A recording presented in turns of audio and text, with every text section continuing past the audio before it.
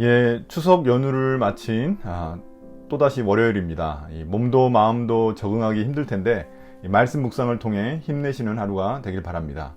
오늘 본문은 고린도후서 8장 1절부터 15절입니다. 묵상 제목은 헌금의 원리입니다. 오늘 본문을 통해 이 헌금의 원리를 좀 배우는 시간이 됐으면 좋겠습니다. 바울은 앞서 1장부터 7장까지 고린도 교회 성도들과 자신의 관계가 이제는 다시금 회복되었다는 것을 우리가 앞에서 알 수 있었습니다. 성도들은 이제 하나님이 뜻하신 그 자신들의 자리로 제대로 다시 찾아갈 수 있었습니다. 이를 확신한 바울은 이제 본격적으로 헌금 이야기를 꺼냅니다. 그런데 지금이나 예전이나 이 돈 얘기를 한다는 것은 이 목회자로서 쉽지 않은 일입니다. 사람들은 돈에 예민하기 때문입니다. 그렇지만 바울은 앞서 고린도 교회 성도들과의 관계가 회복되었고 무엇보다도 하나님과의 관계가 회복되었기 때문에 헌금 이야기를 이제 본격적으로 할 수 있게 됩니다. 10절에 보면 바울이 말하는 이 구제 헌금은 이제 막 시작한 것이 아니라 벌써 바울이 그들에게 1년 전부터 이 부탁했었던 그런 일로 보입니다. 그런데 이 바울과의 관계가 이제 깨지면서 그 헌금을 이제 중단했기 때문에 바울은 다시 그 이야기를 시작하고 있는 것입니다. 1절부터 5절에 보면 바울은 먼저 마케도니아 교회들이 헌금한 이야기를 꺼냅니다. 그리스 북부지방 도시인 빌립보나 데살로니키, 그 다음에 베레아, 그 교회들을 아마 가리키고 있을 것입니다. 그들은 2절에 보면 자신들도 환난과 극심한 가난이 있는데도 불구하고 넉넉한 마음으로 헌금을 했다고 말합니다. 3절에도 보면 그들이 자신들의 힘이 지나칠 정도로 자원해서 헌금했다고 말하고 있습니다. 그렇다면 그들이 그렇게 할 수 있었던 이유가 무엇일까요? 바울은 1절과 4절에서 그것을 이야기하고 있습니다. 1절에 보면 그들의 헌금을 하나님이 베푸신 은혜라고 말하고 있습니다. 그러니까 헌금이 하나님의 은혜에 대한 그런 반응임을 우리에게 알려주고 있는 것입니다.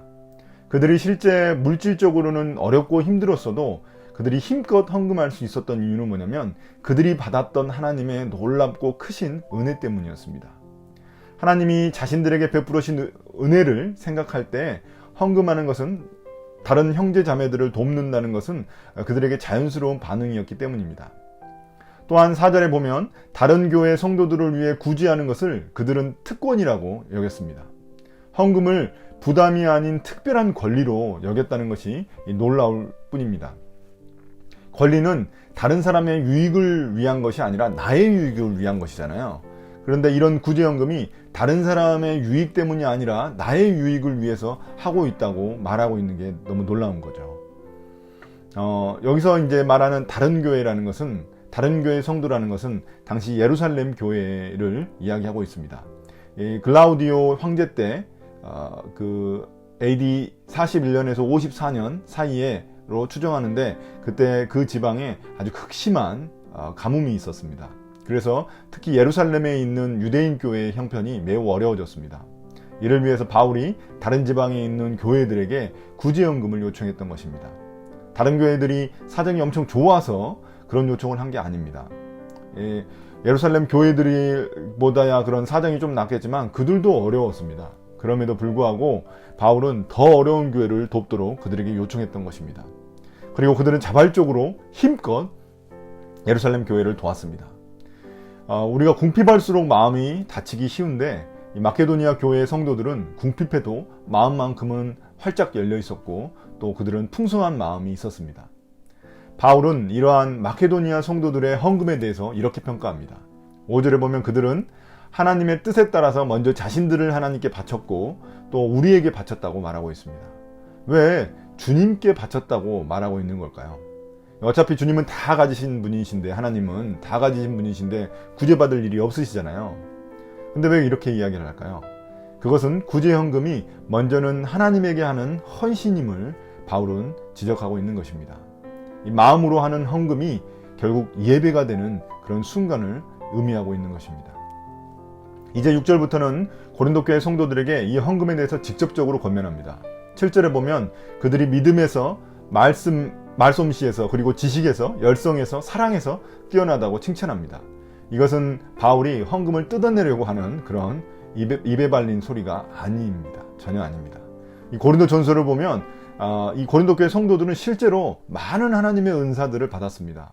그래서 하나님께 받은 그 풍성한 은혜를 나눠야 한다고 바울은 권면하고 있는 것입니다. 하나님의 은혜는 나눌수록 더욱 풍성해지기 때문입니다. 바울은 8절에서 이 일이 결코 이 명령이 아님을 밝힙니다. 그러니까 헌금을 억지로 하는 게 아니라 마음에서 우러나와야 한다고 말하고 있는 것입니다. 앞서 마케도니아 성도들의 넘치는 나눔을 소개하여서 이 고린도 교회 성도들을 권면했다면 이제 9절부터는 나눔의 궁극적인 모델인 예수님을 이제 소개하기 시작합니다. 예수님은 하나님 보좌 우편에 앉아 계실 때 모든 것을, 이 세상의 모든 것을 가지신 그런 분이셨습니다. 그러나 우리를 위해 이 땅에 가난한 목수의 아들로 오셨습니다. 그렇게 오신 이유는 그의 가난함을 통해 우리를 부욕해 하시기 위함이었다고 말합니다. 예수님의 가난은 스스로 선택하신 자발적인 가난이었습니다. 그렇지만 그 가난 가운데서도 우리에게 자신의 몸을 포함해 모든 것을 주셨고 또한 우리를 구원해 주셨습니다. 그렇다면 우리들은 어떻게 해야 할까요? 어떻게 반응해야 할까요? 바울은 이 질문을 고린도 교회 성도들에게도 하고 있는 것입니다. 그 은혜를 누렸다면 우리가 힘들고 어려운 형제들을 돕는 것은 우리의 당연한 반응이 되어야 한다고 말하고 있는 것입니다. 12절에서 바울은 다시 한 번 더 헌금의 원리를 말해줍니다. 기쁜 마음으로 자기의 형편에 맞게 하라고 말합니다. 하나님은 없는 것까지 바치는 것을 원하시지는 않는다고 말합니다. 저는 한국 교회는 이런 헌금의 원리를 무시할 때가 간혹 있다고 생각이 듭니다. 특별히 건축원금을 할 때 성도들에게 은행비까지 내서 하라는 그런 암묵적인 그 부담을 주는 압박을 하는 그런 교회들이 있습니다. 그렇지만 오늘 말씀을 보면 하나님은 그런 헌금을 원치 않으신다고 말씀하십니다. 물론 가난하다고 해서 인색하게 헌금하는 것도 잘못된 일이지만 가난함에도 자기 형편에 지나쳐 빚까지 내면서 할 이유는 전혀 없다는 것입니다. 그런데 바울의 말이 좀 우리가 아리송하다는 것을 느끼게 됩니다. 왜냐하면 분명히 마케도니아 교회는 분에 넘치게 했다고 해서 칭찬했는데 이제는 없는 것까지 바쳐가면서 하나님께 헌금하는 것은 하나님이 기뻐하시지 않는다고 말하고 있기 때문입니다. 도대체 기준이 뭔가 이렇게 궁금해할 수 있습니다. 제가 생각하기에 이런 특별한 목적을 가진 헌금은 내가 생각하는 수준보다는 좀 더 하는 게 맞다고 생각이 듭니다. 왜냐하면 사람들은 돈과 관련해서는 자기 수준을 낮추는 경향이 있기 때문입니다. 예를 들어서 우리나라도 이 스스로 자신을 중산층이라고 여기는 사람들이 이 적은 것과 비슷한 현상이라고 볼 수 있습니다. 그래서 오히려 어떤 기준을 정확하게, 헌금의 기준을 정확하게 세워놓는 것이 더 어렵습니다. 그리고 더 불가능합니다. 해서도 안 됩니다. 이 헌금은 억지로 하는 것이 아니고 그래서 억지로 하는 것이 아니기 때문에 구체적으로 어떤 수치를 세울 수 있는 것도 아니기 때문입니다. 그렇지만 다만 그 헌금의 원리는 있다는 것입니다. 이 나눔의 원리가 있다는 것입니다. 내가 생각하는 것보다 좀 더 해야 내 스스로 생각하기에 풍성하게 했다. 하나님의 은혜를 내가 풍성하게 받았다는 것을 말할 수 있다는 것입니다. 바울은 이런 헌금의 마지막 원리를 이제 소개합니다. 13절입니다. 그것은 서로 나눔을 통해 평형을 이루게 하려는 것이라고 말합니다. 14절에 보면 나중에 당신들이 어려워질 때 누가 돕겠냐고 역으로 물어보고 있는 것입니다. 내가 먼저 남을 도울 수 있어야 내가 어려워질 때 남도 나를 돕는다는 것입니다. 그러면서 15절에서 이 만나의 원리를 적용하고 있습니다. 우리가 이 만나 이야기는 이 출애굽기 16장에 있습니다.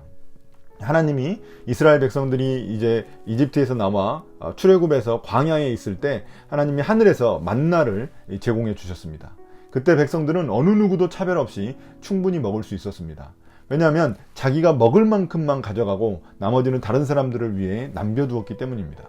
하나님은 욕심내서 자기 필요보다 더 많이 가져간 사람들은 그것이 썩어서 이 벌레가 생기게 만드셨습니다. 이 만나의 원리가 참 우리에게 많은 것을 깨닫게 해줍니다. 만나 자체가 하나님의 은혜로 주어진 것임을 우리가 기억해야 합니다. 다시 말해서 우리가 누리고 있는 모든 것들이 하나님의 은혜임을 기억한다면 우리가 남에게 베푸는 것도 생색낼 이유가 없다는 것입니다. 또한 만나는 세상 속에서 이 나눔의 원리를 우리에게 알려줍니다. 세상이 죄로 인해 완전히 깨어져 있어서 우리가 이 빈부격차를 완전하게 해소할 수는 없습니다. 그러나 나의 필요보다 더 많이 가졌다고 생각하는 사람들이 그것을 누군가에게 나눌 때, 어려운 사람들에게 나눌 때 그 격차가 조금이라도 좁혀질 수 있다는 것입니다. 나누면 더 풍성해지는 그런 원리를 가지고 있다는 것입니다. 유대인들이 아주 중요하게 생각하는 책 중에 이 탈무드가 있습니다. 이 탈무드에는 이 의좋은 형제라는 그런 이야기가 한 편 있습니다. 예전에 이 무한도전에서도 비슷한 프로그램을 한 적이 있었습니다. 재밌게 봤었는데요. 거기에 보면 형과 아우가 서로를 챙겨서 이 쌀가마를 밤마다 서로의 집에 옮겨 놓으니까 이 쌀이 줄어들지가 않았다는 것입니다.